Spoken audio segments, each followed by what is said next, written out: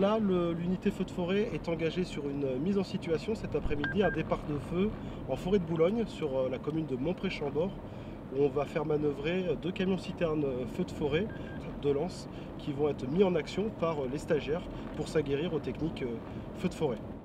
Depuis le début de la semaine, 28 sapeurs-pompiers, professionnels ou volontaires, apprennent à intervenir sur les feux de forêt. Si les femmes sont ici fictives, la connaissance du milieu est primordiale.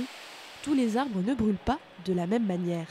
Si on arrive dans des forêts de résineux qui, eux, ont une base de calorifiques qui sont très importantes dues à leur résine, tout de suite on sait qu'on est face à des arbres qui sont potentiellement plus actifs et beaucoup plus forts qu'un chêne qui, lui, potentiellement reste toujours un minimum humide et on n'a pas le même pouvoir calorifique et la même vitesse de propagation.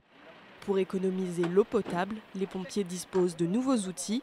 À l'image de cette pompe flottante motorisée reliée à une bâche, elle permet de constituer une réserve à partir d'un plan d'eau.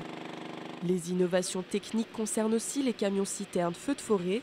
Ils peuvent faire face à des situations compliquées, comme l'encerclement par les flammes.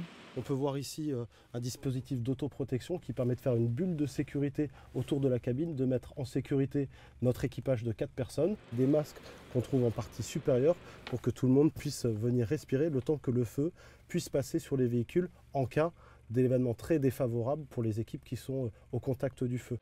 Les procédures et les véhicules sont normalisés dans tous les SDIS de France, car les feux de végétation ne sont plus un phénomène propre au sud du pays. Je suis sapeur-pompier volontaire depuis 1994, donc j'ai eu à traiter plusieurs feux de forêt, des feux de forêt qui évoluent depuis de nombreuses années au regard des phénomènes par exemple climatiques, des feux importants récemment, notamment aussi sur le Loir-et-Cher, à Prunier-en-Sologne, feux de grande ampleur.